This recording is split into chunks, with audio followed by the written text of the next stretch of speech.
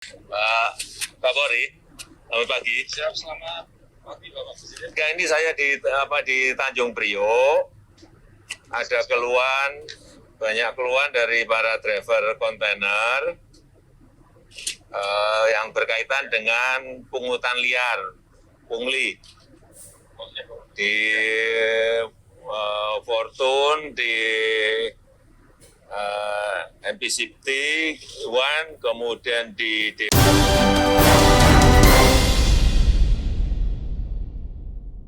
Kenalkan, saya Agung. Saya supir kontainer memang, dan sudah 1 tahun ini memang sudah tidak nyopir karena situasi pandemi kemarin saya jadi korban. Jadi begitu kebijakan lockdown yang pertama itu, transportasi tidak jalankan gitu ya Pak ya, untuk bis, terus kemudian kereta, pesawat itu tidak ada. Waktu itu saya pulang kampung, begitu tidak ada transportasi, saya tidak bisa balik ke Jakarta. Akhirnya sampai tertahan 2 bulan. Nah begitu saya balik lagi, kendaraan yang saya bawa sudah dibawa oleh supir lain gitu. Dan sampai sekarang saya belum bekerja gitu. Nah saat ini saya lagi mencari pekerjaan juga gitu. Nah tetapi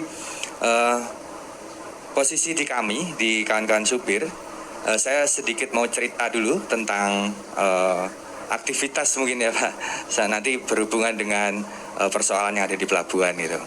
Jadi kalau bicara tentang masalah di pengemudi itu sekitar sebelum ada pelabuhan yang baru ya, saya kira-kira sekitar 4 tahunan mungkin ya Pak ya, yang NPCT One yang baru. Kalau Pak Jokowi tadi menyinggung tentang adanya yang viral-viral itu kan memang ada di NPCT One gitu kan.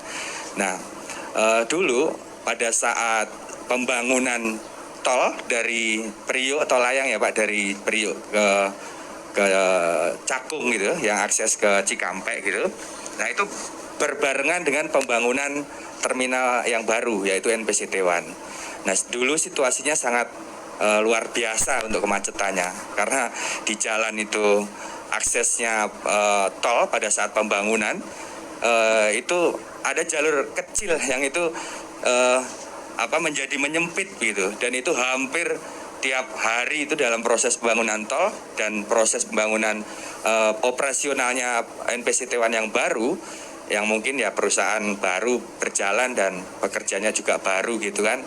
Jadi menambah juga deretan kemacetan gitu kan, pelayanannya mungkin masih belum seperti perusahaan yang sebelumnya berjalan begitu.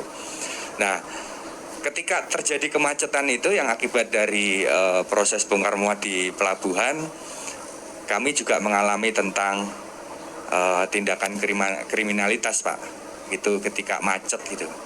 Nah banyak sekali kawan-kawan tuh hampir tiap hari sampai hari ini pun juga mengalami tentang tindakan kriminalitas gitu. Ya pada saat macet gitu, kawan-kawan ini diambillah barangnya. Kalau di Tanjung Priok ini sebutnya asmoro Pak, yang dia ketika macet itu ngambil barang dari kendaraan gitu secara diam-diam. Kemudian ada juga yang kalau dia terorganisir gitu, preman-premannya di setiap daerah-daerah rawan gitu, dia naik ke atas mobil Pak. ini kan kontainer kan? Iya kontainer Kan betul. nggak bisa dibuka.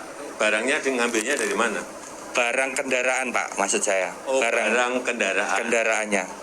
Kan dia ada ban setip, kadang aki, kadang juga handphone. Kalau dia berani naik ke mobil itu ditodong kita Pak, ditodong kemudian diminta barang-barang kita, handphone, dompet, segala macam, uang jalan habis gitu. Nah yang sering terjadi itu kawan-kawan dari luar kota gitu. Nah tetapi yang dari ekspor impor, yang teman-teman yang bawa kontainer itu sebelum ini sekarang kami sudah ada ya wadah untuk penyambung silaturahminya Pak. Kalau dulu itu kan sebelum kita ada wadahnya, teman-teman supir itu membangun suatu kayak komunitas begitu. Nah itu dulu sesama supir kontainer aja itu saling musuhan Pak. Tidak ada rasa kebersamaan gitu. Begitu keadaan macet, ada di depannya itu ada yang dinaikin mobilnya, naik ke atas mobil gitu, bawa celurit apa nodong gitu. Itu nggak ada yang berani nolong Pak. Padahal itu depan, belakang, samping, kanan itu kan kendaraan semua dan itu orang semua gitu. Itu sangat memprihatinkan dulu. Karena dia takut kalau posisinya nanti dia membantu, preman-preman itu akan nyerang balik begitu ke dirinya. Maka dia lebih memilih tutup kaca. Nah, itu memperhatikan sekali gitu kan. Nah, waktu itu kalau keadaan kayak gitu kita diamkan, nah ini kapan bisa kita selesaikan bareng-bareng gitu. Sekarang masih ada enggak itu? Masih, itu, Pak. Tadi kan ngomongnya dulu. Ah. Sekarang masih? Masih, Pak. Masih? Masih? Ya. Tapi tidak seperti dulu, sekarang agak terminimalisir, Pak. Kalau sekarang kan kawan-kawan ini sudah saling kenal nih. Kayak saya misalkan sama Bang Hakim ini kan beda daerah. Biasanya kan kawan-kawan supir yang di sini itu kan merantaunya itu kan satu kampung nih, misalkan dari Jawa gitu, ngikut ngernet begitu. Nah nanti sudah bisa nyupir, bekerja diangkat oleh bosnya begitu kan. Nah itu ngumpul dalam satu perusahaan. Nah dia tidak akan kenal dengan perusahaan yang lain, dan itu juga misalkan Bang Hakim ini dari Medan gitu. Dari satu perusahaan misalkan dia connect-nya dari Medan gitu. Nah itu kayak musuh-musuhan gitu. Gak ada ininya. Nah maka kita membangun suatu perkumpulan gitu sesama pengemudi. Ketika kami sudah saling kenal, saya kenal sama Bang Hakim gitu. Ketika ada yang di premanisme gitu, ya ayo kita tolong bareng-bareng. Kalau ini Pak, saya tanya masalah yang berkaitan dengan tadi yang saya sampaikan, pungutan. Ini ada yang menyampaikan pungutan di Fortune, di NPCT One, di Depo Dwipa. Benar enggak? Benar, Pak. Jadi ya makanya ini kan saya mau pungutan apa itu? Saya mau urai rangkaikan semua gitu. Tapi kalau ada ya kawan-kawan yang menyampaikan, monggo. Bismillahirrahmanirrahim. Assalamualaikum warahmatullahi wabarakatuh. Perkenalkan, nama saya Bapak. Nama saya adalah Abdul Hakim Sitompul, panggilan sehari-hari Hakim, Pak. Tadi mengenai kata Bapak masalah di depo ya Pak ya, masalah pungli. Itu benar sekali Pak. Itu pungli itu begini Pak ceritanya. Meminta imbalan lah. Kalau nggak dikasih, kadang diperlambat. Itu jabatan tadi benar itu kayak Fortune, Dwi Pak, terus MBP, hampir semua depo rata-rata. Itu Pak. Yang sekarang itu yang saya perhatikan itu yang agak bersih. Cuma namanya depo Senkon sama depo Purinar agak bersih dikit. Lainnya hampir rata-rata ada pungli Pak. Punglinya itu siapa yang pungli? Dari ada karyawannya Pak. Jadi contoh Pak, kita kan bawa kontainer nih, kosongan lah ataupun mengambil kosongan. Nah, kita laporan kan, diambil lah. Itu harus ada uang tip, dia bilang pulih ya. Atau 5.000 paling apanya kadang-kadang 15.000, ada 20.000 Pak. Itu kalau nggak dikasih, masih dikerjakan. Cuma diperlambat. Alasannya, dulu yang ada duitnya, kata kasarnya begitu lah. Cuma mereka itu nggak mau ngomong Pak. Jadi begitu punglinya Pak di dalam depo itu Pak. Nah terbaik tadi saya jelaskan lagi masalah peran kemarin depo macet. Itulah terjadi namanya premanisme itu. Kalau mungkin lancar, ini mungkin tidak ada Pak. Jadi ini kendala kita ini kemacetan aslinya Pak. Suatu seperti contoh kemarin mungkin Bapak dengar udah di LPCTWA kan, kemacetan udah viral kan. Itu pada saat itu namanya premanisme itu auzubillah min dzalik. Sampai itu kalau nggak salah hari itu ada yang kena todong kalau nggak salah. Pada saat itu pas ngantri macet itu Pak di jalan raya di depan mulai dari pos 8 namanya sini, pos 9 sampai ke Pacis ke sono. Mulai arah dari utara ataupun dari Cakung macet lagi. Nah disitulah kejadian itu namanya premanisme itu Pak. Jadi kami mohon kepada Bapak Presiden, bagaimana solusinya nih ke depannya kami. Karena kami Pak sakit hati sebenarnya Pak, kalau dibilang sakit hati Pak. Ceritanya begitu, tidak ada kenyamanan untuk supir kami, supir khususnya pengemudi di Tanjung Priok. Kita jangan ini dalam Priok aja ataupun dalam Jakarta, belum lagi luar kota. Luar kota hampir sama semua, pungli itu tuh banyak Pak. Premanisme banyak. Mungkin Bapak udah tahu kali di Mesos. Mungkin Bapak belum bisa tahu lah. Karena kami kan mungkin sama media itu agak ini karena kami sibuk ya kan. Itu Pak kira-kira Pak. Ya, kurang lebihnya mungkin dari teman-teman ataupun dari kawan-kawan kita mau ngomong lagi nih. Izin Pak Presiden. Tes. Assalamualaikum warahmatullahi wabarakatuh. Selamat siang Pak Presiden yang saya hormati. Perkenalkan saya Nuratmo. Sekarang bekerja di perusahaan kaki lima Pak, kontainer. Kaki lima itu perusahaan yang punya mobil cuma 1-2. Tuh.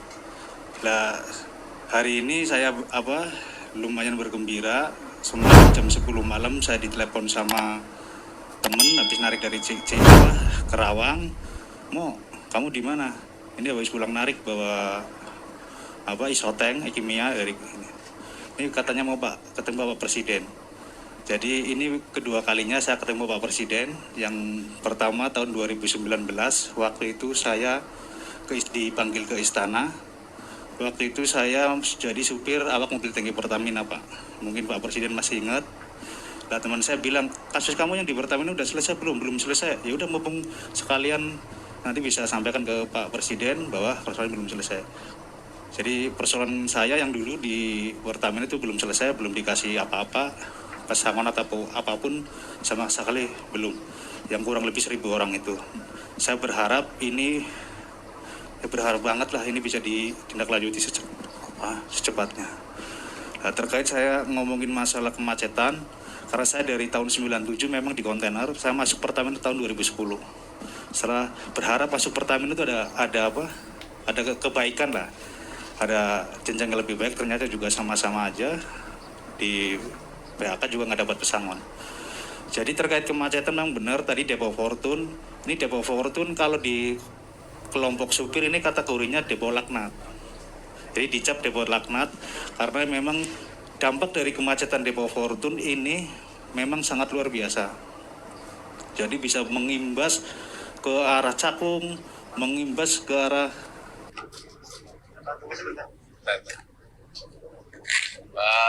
Pak Polri, selamat pagi. Siap, selamat pagi Bapak Presiden. Ini saya di Tanjung Priok.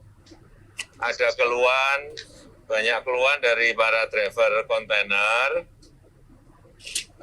yang berkaitan dengan pungutan liar, pungli di Fortune, di MPCT One, kemudian di Depo Dwipa. Pertama itu. Siap. Yang kedua juga kalau pas macet itu banyak driver-driver yang dipalak sama preman-preman. Ini keluhan ini tolong bisa diselesaikan. Itu aja. Siap. Pak Polri. Iya. Sekarang Ya, terima kasih. Makasih. kami masih dengan Pak Panglima di Jawa Barat. Iya, oke. Enggak apa-apa. Kami Iya, berikan tips. itu aja. Terima kasih.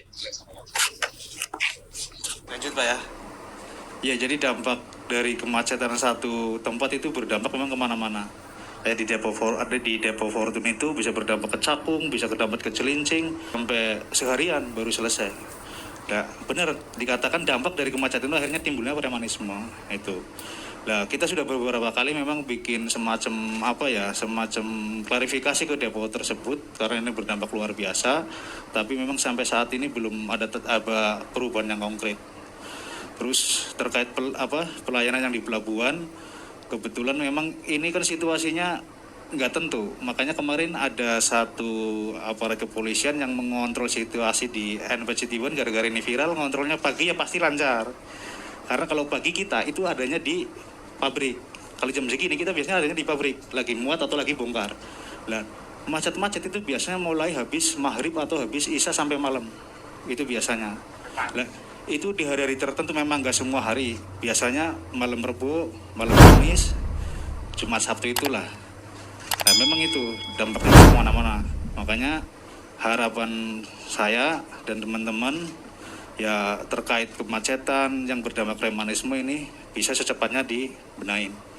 Itu dari saya, terima kasih. Assalamualaikum warahmatullahi wabarakatuh. Ya, saya sudah nangkep semuanya apa yang diinginkan oleh bapak-bapak semuanya. Tadi juga sudah saya perintah langsung ke Kapolri untuk dicek di lapangan, diselesaikan. Nanti pasti akan melapor ke saya. Sini juga saya kira sudah didengar langsung oleh Pak Kapolda Metro, tapi saya nggak perintah langsung, perintahnya ke Kapolri biar semuanya jelas dan bisa diselesaikan di lapangan. Nanti akan saya ikuti ini proses ini. Nah kalau keluhan-keluhan seperti itu tidak diselesaikan, udah pendapatannya sedikit, masih kena preman, masih kena pungli, itu yang saya baca di ini, di status di media sosial. Yang saya lihat keluhan seperti itu memang harus kita selesaikan dan diperhatikan. Saya rasa itu yang bisa saya sampaikan pada kesempatan yang baik ini. Sekali lagi saya terima kasih atas pertemuan pagi hari ini. Nanti coba prosesnya ini akan saya ikuti. Nanti saya akan cek ke bapak-bapak tadi yang menyampaikan apakah sudah terjadi perbaikan atau belum. Kalau enggak nanti saya undang lagi di lain waktu. Yeah. Terima kasih, karena saya masih ada acara yang lain. Saya tutup, terima kasih. Assalamualaikum warahmatullahi wabarakatuh.